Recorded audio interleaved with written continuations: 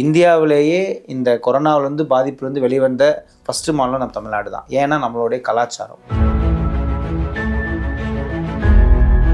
Allopathy MBBS எப்படியோ அதே மாதிரி BSMS bachelor of Siddha medicine and surgery 4.5 வருடம் படிப்பு, 1 வருடம் அந்த இன்டர்ன்ஷிப் பீரியட். அப்போ நீட்டில் வந்து இதுவும் இன்க்ளூட் ஆகும். ஆமாம், கண்டிப்பாக. தமிழ்நாடு, கேரளா, ஆந்திரா, கர்நாடகா, டெல்லி இங்கே எல்லாம் சித்த மருத்துவத்துக்கு மத்திய அரசுலையும் அந்தந்த மாநில அரசுலையும் மருத்துவமனைகள் உருவாக்கி அதுக்குண்டான ஆராய்ச்சி தலங்கள் நம்ம தமிழ்நாட்டில் தான் இருக்குது.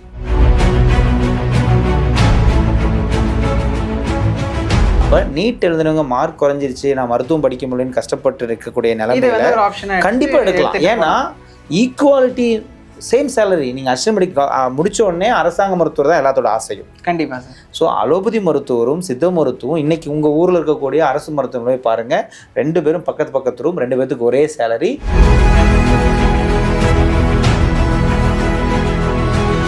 இன்னைக்கு யார் நம்ம வந்து உணவு ஃபாலோ பண்ணுறோம், யார் தாத்தா பாட்டங்காலத்து சொல்லப்பட்ட எண்ணெய் தேய்ச்சி குளிக்கிறோமா, ஆயில் பாத் பண்ணுறோமா, இல்லை டெய்லியும் தேங்காய் முதல்ல தேய்க்கிறோமா?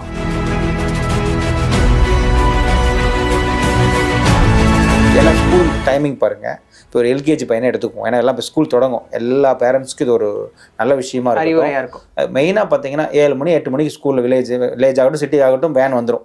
ஏன்னா அந்த வேன் 1 மணி நேரம் எல்லா குழந்தையும் ஏற்றிட்டு அவன் எந்திரிச்ச உடனே டாய்லெட் போகிற பழக்கம் இல்லாதனால ஒரு ப்ரஷ் பண்ணி பஸ்ட்டு ஒரு இட்லி ஊட்டி பஸ்ஸில் ஏற்றி விடுறது தான் அவங்க வேலையாக நிற்கிறாங்களே தவிர அவன் எப்படி ஸ்கூலில் போய் கான்சென்ட்ரேட் பண்ணுவான்? ஒரு ஸ்கூல் போய் போனோம்னா ஒரு குறைஞ்சது 50 குழந்தைகள் 30 பேர் ஸ்பெக்ஸ் போட்டிருக்கான். கண்டிப்பாக சார். இப்போ சின்ன பசங்க 5 வயசு 4 வயசுலேயே தூரப்பார்வை ஏன் குழந்தைங்களே வருது? அவனுக்கு என்ன பிரச்சனை? Vitamin A deficiency. உட்காந்து கேரட்டும் பப்பாளியும் சாப்பிட்டா போதுமா?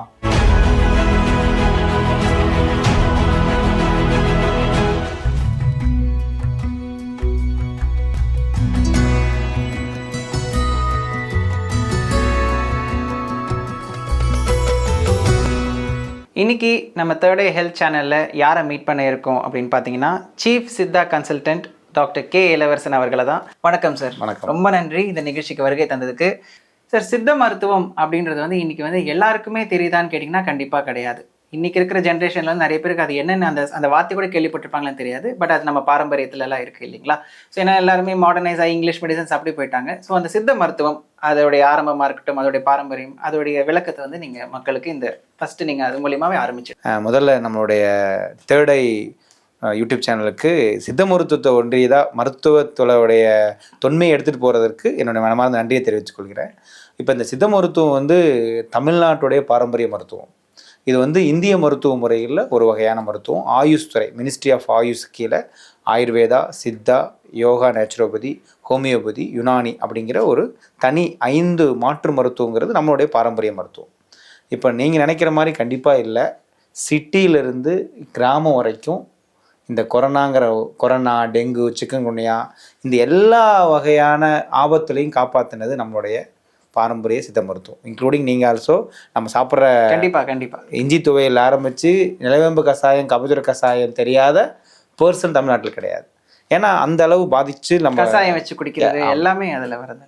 இந்தியாவிலேயே இந்த கொரோனாவிலேருந்து பாதிப்புலேருந்து வெளிவந்த ஃபஸ்ட்டு மாநிலம் நம்ம தமிழ்நாடு தான். ஏன்னா நம்மளுடைய கலாச்சாரம் உணவே மருந்து, மருந்தே உணவுங்கிறது தான் சித்த மருத்துவத்தோட முக்கிய அம்சம். அதை நம்மளுடைய தாத்தா பாட்ட காலத்திலேருந்தே நம்ம ஜென்ரேஷன் இப்போ விட்டுட்டோம். நம்ம தாத்தா பாட்டங்காலம் 100 வயசு வரைக்கும் இருந்தாங்க. 8 குழந்தைங்க. உங்கள் தாத்தாவோட இது ஜென்ரேஷன் கேட்டிங்கன்னா 13 பிள்ளைங்க கூட இருக்காங்க சார்.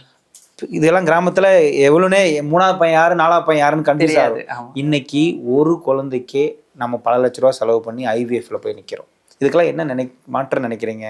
நம்மளுடைய உணவோட மாற்றங்களும் இந்த சித்த மருத்துவத்தோடைய ஒரு பெரிய இதுவே வந்து உணவே மருந்து, மருந்தேவனுங்கிற ஒரு முக்கிய தத்துவம்.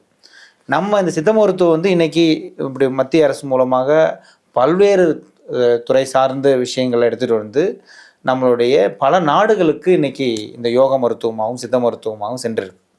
இப்போ சித்த மருத்துவம் நம்மளுடைய பாட்டி மருத்துவமாகவும் நம்மளுடைய நாட்டு மருந்து கடை இப்படியெல்லாம் தான் கிராமத்தில் நாட்டு மருந்து, பாட்டி மருத்துவம். ஆனால் இன்றைக்கு அரசு மூலமாக இது ஒரு துறையாகவும் இது எல்லா மருத்துவமனையும் கிடைக்கக்கூடிய வசதியாக பண்ணிட்டாங்க. அதே மாதிரி பார்த்திங்கன்னா இது ஒரு ப்ரொஃபஷ்னல் கோர்ஸ். அலோபதி எம்பிபிஎஸ் எப்படியோ அதே மாதிரி BSMS bachelor of Siddha medicine and surgery 4 வருடம் படிப்பு, 4.5 வருடம் படிப்பு, 1 வருடம் அந்த இன்டர்ன்ஷிப் பீரியட். அப்ப நீட்ல வந்து இதுவும் இன்க்ளூட் ஆமா? ஆமா, இதுலயும் நீங்க கண்டிப்பா. ஆயுஷ் மருத்துவத்துக்கும் நீட் இருக்கு. சித்த மருத்துவம், ஹோமியோபதி, ஆயுர்வேதா, யுனானி, இது அனைத்துக்குமே நீட் இருக்கு. ஒரே ஒரு இதுவே நிறைய பேருக்கு தெரியும். கண்டிப்பா இந்த இடத்துல இதுவே நம்ம மக்கள்கிட்ட கொண்டு போய் சேர்த்தணும். இன்னைக்கு கரெக்டாக இந்த 12ஆம் வகுப்பு ரிசல்ட் வந்து இப்போ குறுகிய நாள் தான் ஆயிருக்கு. பல மாணவர்கள் இந்த நீட்டில் வந்து கம்மி மார்க் எடுத்துட்டேன், இல்லை டிப்ரெஷனாக இருக்கேன், இல்லை இன்னொரு டைம் திரும்ப எழுத போகிறேன்.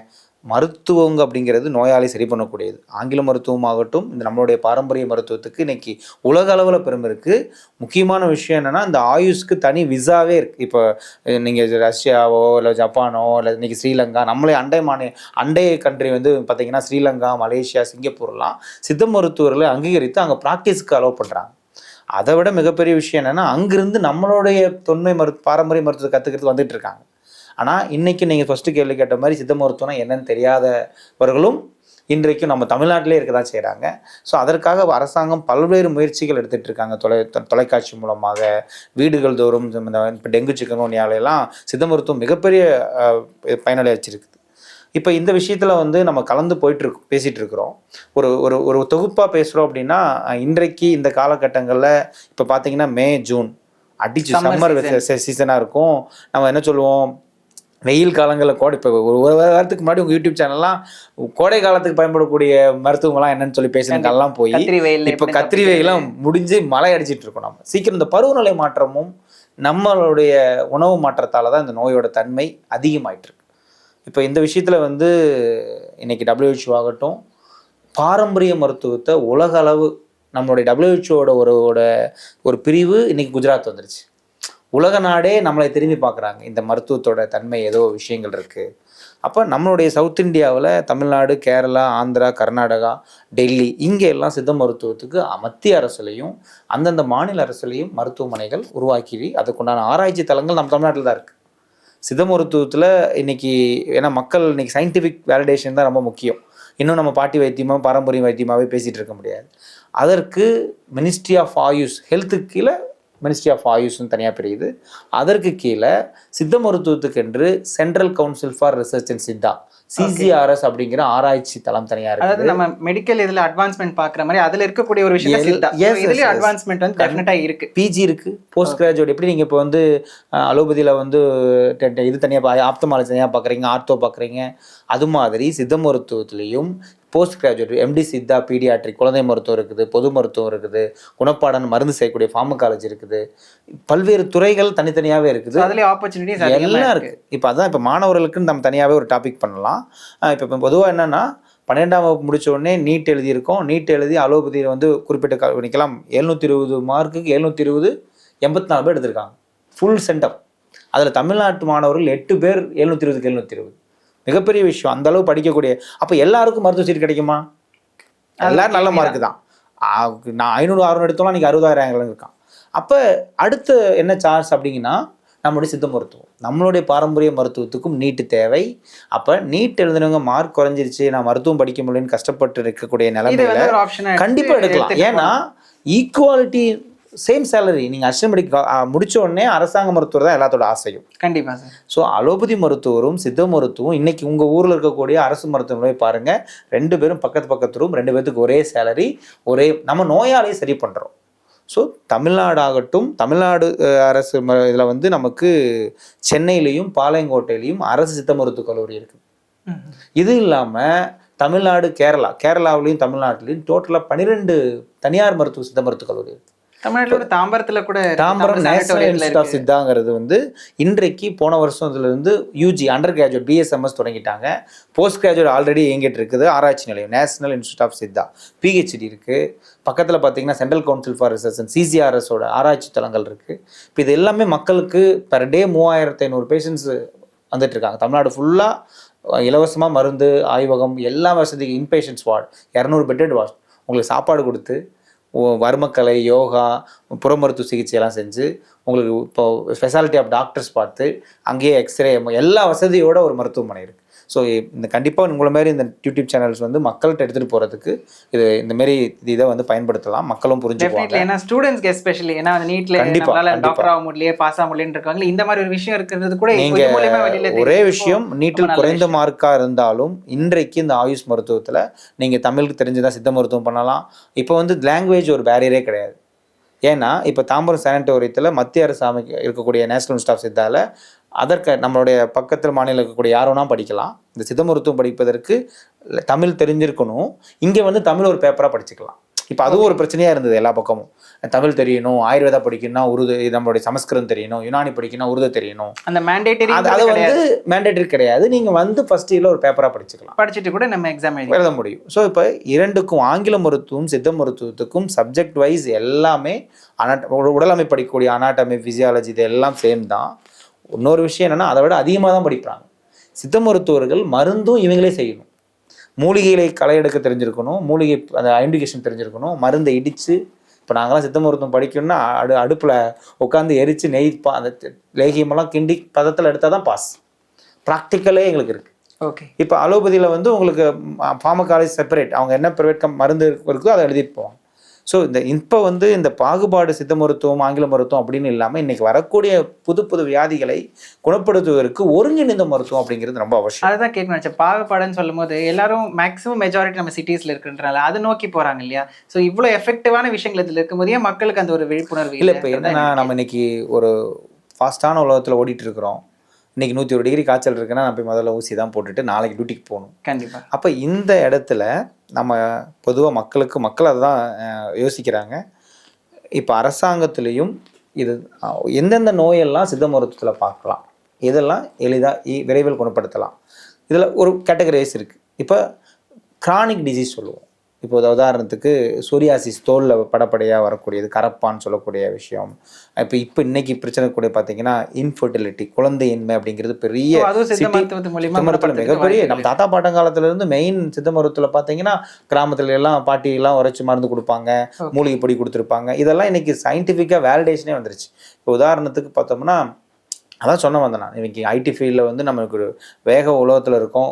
ஒரு ஹஸ்பண்ட் ஒய்ஃப்குள்ள ஒரு ப்ராப்பர் இன்ட்ராக்ஷன் இல்லை. நைட் டியூட்டி, டே டியூட்டி, ஸ்ட்ரெஸ், டயட் தான் மெயின். இன்னைக்கு யார் நம்ம வந்து உணவை ஃபாலோ பண்ணுறோம்? யார் தாத்தா பாட்டங்காலத்து சொல்லப்பட்ட எண்ணெய் தேய்ச்சி குளிக்கிறோமா, ஆயில் பாத் பண்ணுறோமா, இல்லை டெய்லியும் தேங்காய் முதல்ல தேய்க்கிறோமா? கண்டிப்பாக கிடையாது. அதுவே இல்லை. அப்புறம் வாரத்துக்கு எண்ணெய் தேய்ச்சி குளிக்க போகிறது, பேதி எடுத்துக்குங்கிற. இப்போ நோய் இல்லாமல் வாழ்கிறதுக்குன்னு ஒரு தனி கோட்பாடு இருக்குது. சித்த மருத்துவம் வந்து நோய் வந்ததுக்கப்புறம் தீர்வுன்னு சொல்கிறத விட நோய் இல்லாமல் வாழ்கிறதுக்கு வழிமுறைகள் சொல்லிட்டு போயிருக்காங்க. அதை தான் நாங்கள் முதல்ல இன்சைட் பண்ணுறோம். அதாவது ப்ரிவென்ஷன் தான் பெஸ்ட்டு சித்த மருத்துவம் சொல்லப்பட்ட விஷயம் வந்து நோயை வராமல் தடுப்பு. இப்போ அதில் முக்கியமான விஷயம் இந்த பேதிக்கு எடுத்துக்கிறது அப்படிங்கிற விஷயமே நீ பசங்களுக்கு தெரியாது. அவன் டெய்லி மோஷன் போகிறதே அது ஒரு பெரிய 2 நாளைக்கு ஒரு கப், அதெல்லாம் ஒன்றுமே இல்லை அப்படின்னு நினைக்கக்கூடிய காலங்களாக இருக்கும். ஆனால் நீங்கள் இன்னைக்கு ஏன்னா ஸ்கூல் டைமிங் பாருங்கள். இப்போ ஒரு எல்கேஜி பையனை எடுத்துக்குவோம். ஏன்னா எல்லாம் இப்போ ஸ்கூல் தொடங்கும். எல்லா பேரண்ட்ஸ்க்கும் இது ஒரு நல்ல விஷயமா இருக்கும். மெயினாக பார்த்தீங்கன்னா 7 மணி 8 மணிக்கு ஸ்கூலில் வில்லேஜ் ஆகட்டும் சிட்டி ஆகட்டும் வேன் வந்துடும். ஏன்னா அந்த வேன் 1 மணி நேரம் எல்லா குழந்தையும் ஏற்றிட்டு அவன் எந்திரிச்ச உடனே டாய்லெட் போகிற பழக்கம் இல்லாதனால ஒரு ப்ரஷ் பண்ணி பஸ்ட்டு ஒரு இட்லி ஊட்டி பஸ்ஸில் ஏற்றி விடுறது தான் அவங்க வேலையாக நிற்கிறாங்களே தவிர அவன் எப்படி ஸ்கூலில் போய் கான்சன்ட்ரேட் பண்ணுவான்? சாதாரண இந்த மலக்கட்டு, இந்த கான்ஸ்டிபேஷனுங்கிற விஷயம் அவன் படிப்பு வரைக்கும் பாதிக்கும். அவன் அடுத்து 11 o'clock 12 o'clock வரைக்கும் கண்ட்ரோல் பண்ணிட்டு எப்போ ரெஸ்ட் ரூம் டைம் கிடைக்கும் போவான். ஸோ இது மலக்கட்டு வந்து அடுத்தது மூலமாக அடுத்த நோயாக மாறும்.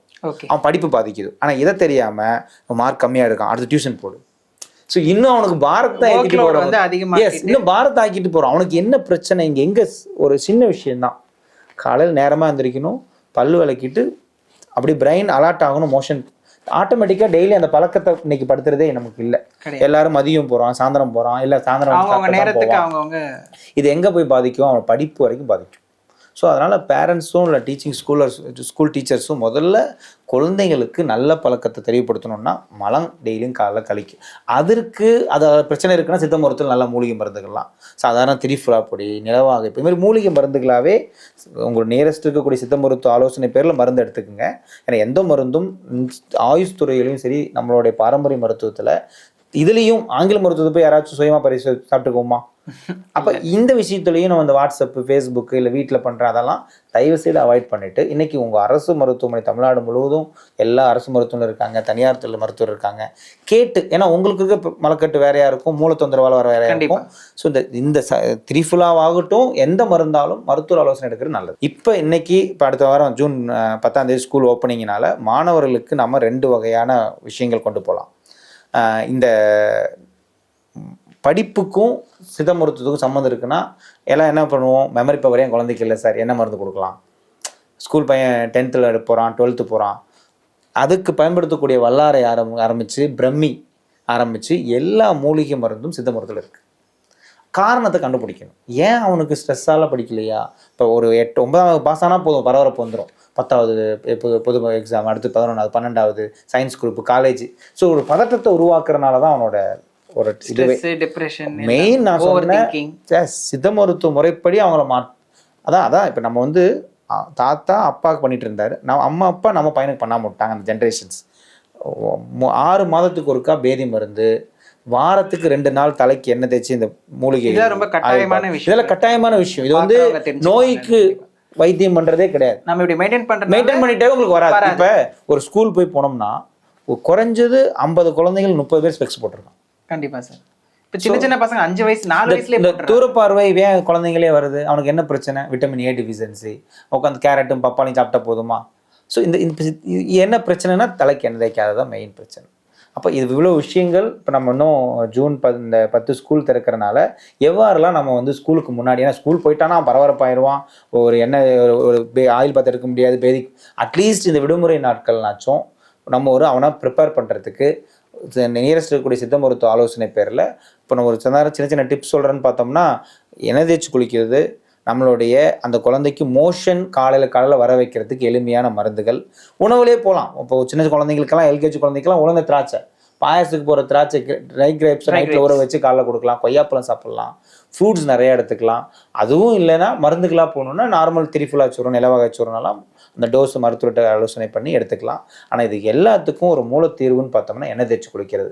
ஆயில் பாத் எடுத்தால் நம்மளோட டீடாக்சிஃபிகேஷன் ஒரு மெத்தடாலஜி. இது மாதிரி பேசிக்கிட்டே போகலாம். நான் அடுத்த சித்த மருத்துவ இப்போ இருக்கக்கூடிய 12ஆம் வகுப்பு முடித்து நீட் எழுதி இப்போ ரிசல்ட்டும் வந்துருச்சு, மார்க் கம்மியாக இருக்கேன், மருத்துவம் கிடைக்காதுன்னு பயந்துட்டு இருக்கக்கூடிய மாணவர்களுக்கு கண்டிப்பாக இதன் மூலமாக வந்து நீங்கள் சித்த மருத்துவம், ஆயுர்வேதா மருத்துவம், ஹோமியோபதி, யோகா நேச்சுரோபதி. இது யோகா நேச்சுரோபதியில் ஒரு என்ன கான்செப்ட் இருக்குன்னா அதுவும் தெரியணும். இந்த ஆயுஷ் துறையில் யோகா நேச்சுரோபதி கூட நீட் இல்லை. ஓகே, ஏன்னா எல்லாம் ஆயுஷ் துறை ஒன்று தான். ஆயுஷ்ல எல்லாமே செப்பரேட். இந்த BSMS அப்படிங்கிறது bachelor of Siddha medicine surgery, BSMS, BAMS Ayurveda, BUMS Unani, BNOS yoga natural. இது எல்லாமே 5 வருட பட்டப்படிப்பு ப்ரொஃபஷனல் கோர்ஸ். இது எல்லாமே நம்ம தமிழ்நாட்டில் இருக்கு. ஸோ அதனால இன்ட்ரெஸ்ட் இருக்கவங்க ஆயுஷ் துறை, இன்னைக்கு ஆயுளை காக்கும் ஆயுஷ் மருத்துவம் அப்படிங்கிறதா இதோட தத்துவமே. நம்ம வந்து இன்னும் ஏன்னா நம்மளோட ஜென்ரேஷன், நம்மளுடைய லைஃப் ஸ்டைலே மாறி போய் 60 வயசு 70 வயசு தாண்ட மாட்டேங்கிறோம். நம்ம தாத்தா 101 வயசு இருந்தாரு, 100 வயசுல கேட்கலாம் வெட்டன்னு சொல்ற காலம்லாம் போயிடுச்சு. 50 அதனால இதுல என்னன்னா நம்மளுடைய வாழ்க்கை முறைகளை கடைபிடிக்கணும். ஹார்ட் அட்டாக் போன்ற விஷயங்கள் கூட நம்ம வந்து இன்னைக்கு இப்ப நம்ம ஒரு பக்கம் வயதாகி இதய பாதிப்போ ஒரு நோய் தள்ளப்படுறது வேற, 30 வயசு பையன் விளையாண்டு இருந்தான், மயக்கம் போட்டான், ஹார்ட் அட்டாக்னு சொல்றோம். ஸோ இளைஞர்கள்ட்ட இந்த மாரடைப்பு அதிகமாக இருக்கிறதுக்கு சமீப காலமா இளைஞர்கள் 20-25 என்ன நினைக்கிறீங்க? ஸ்மோக்கிங், ஆல்கஹாலிக், அது இல்லாமல் நம்மளுடைய ஃபஸ்ட்டு பிரச்சனை ஆயில் ஃபுட்ஸ். எவ்வளோ பேர் காலை உணவு, பூரி, புரோட்டா, ஸோ எந்தெந்த உணவை எப்படி சாப்பிடணுன்னே சித்த மருத்துவம் எழுதி வச்சுட்டு